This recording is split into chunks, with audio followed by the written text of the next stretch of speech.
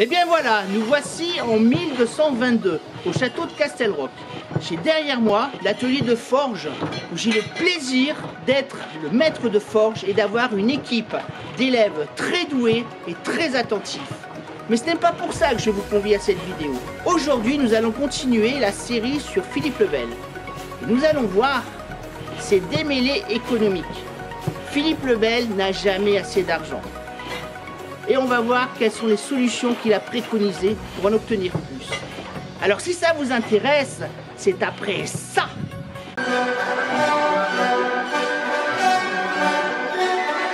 Salutations, je suis Baillant Taillefer, forgeron médiéval comme vous pouvez le voir, et historien à ses heures, ou le contraire. Alors la dernière fois, nous avions laissé Philippe le Bel avec ses démêlés avec Boniface VIII.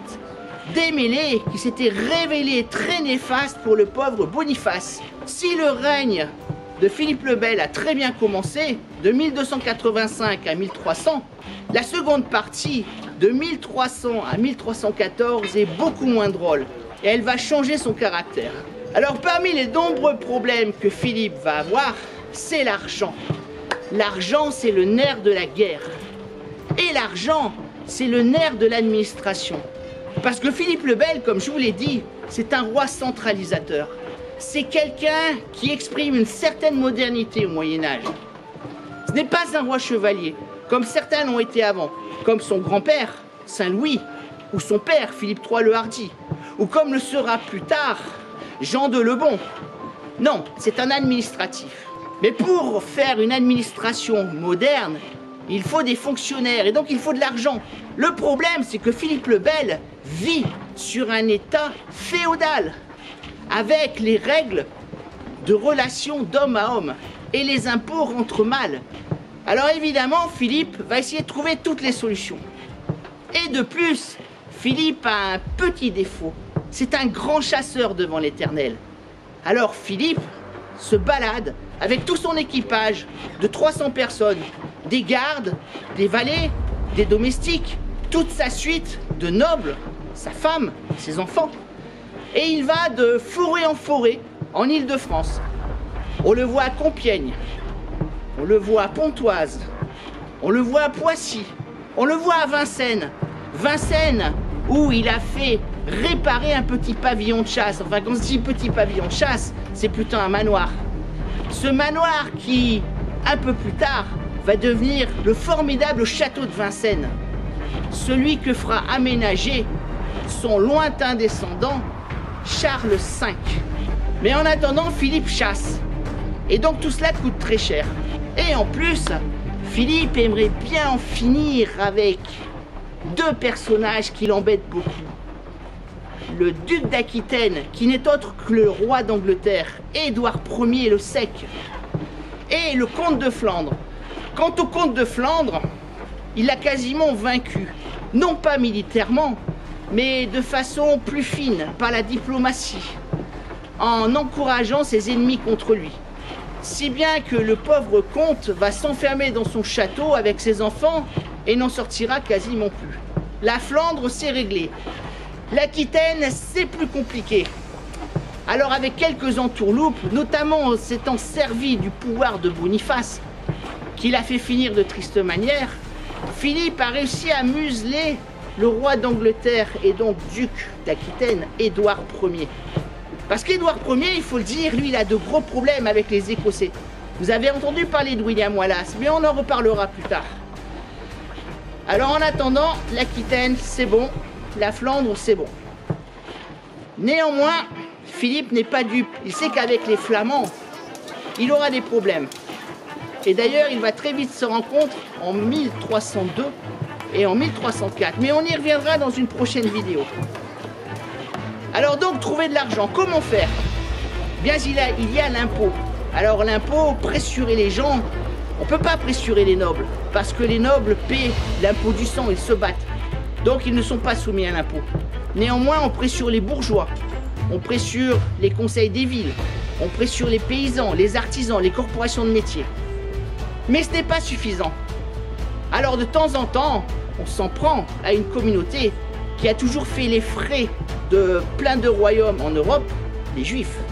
En 1306, Philippe décide d'expulser les Juifs de son royaume. Ils sont environ 100 000. Il va déléguer pour cela des officiers ministériaux, comme on dirait aujourd'hui, et des gardes qui vont faire l'inventaire des biens des Juifs, qui vont les expulser du royaume et récupérer tout leur argent, tous leurs biens, qui seront vendus immédiatement, toujours pour avoir de l'argent. Mais ça ne suffit pas encore. Alors Philippe, malin comme il est, a eu l'idée de s'arranger avec le pape, quand il était encore en bon terme avec lui. Et le pape lui donne certains biens pris sur les revenus de l'Église. On appelle ça les anates. Les anates, ce sont les revenus d'un bénéfice, c'est-à-dire le revenu d'un évêché qui est resté vacant. Le roi de France peut le prendre pour lui-même. Ensuite, il y a les décimes. Les décimes, c'est un pourcentage des revenus de l'Église qui vont être donnés à Philippe pour préparer sa croisade. Parce que Philippe, pendant une quinzaine d'années, fera croire au pape qu'il va partir en croisade. Il n'en sera rien. En attendant, les décimes rentrent. Mais ce n'est pas encore suffisant.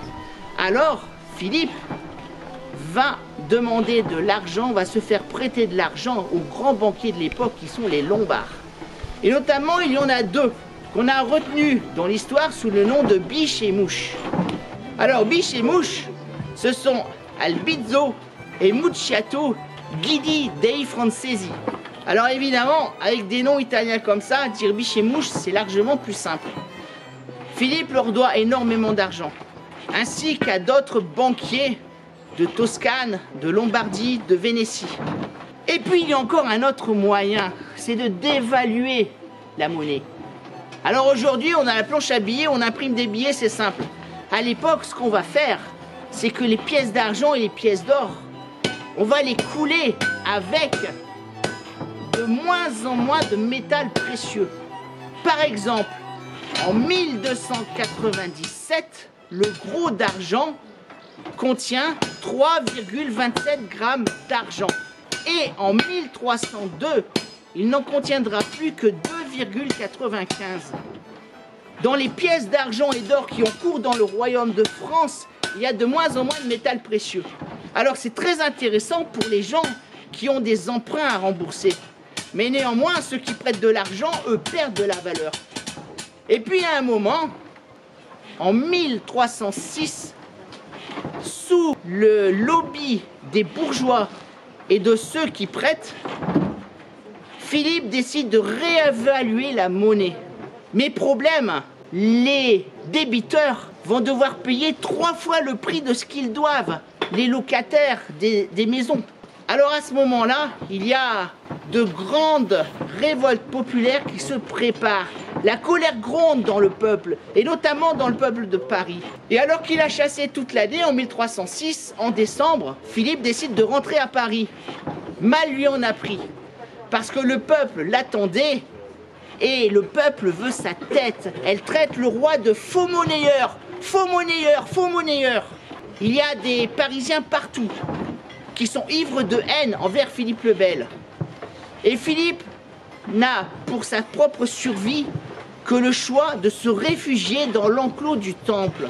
L'enclos du Temple, c'est quoi? C'est la cité des Templiers qui se situe un peu au nord des remparts de Paris. Et le voilà donc dans l'enclos du Temple.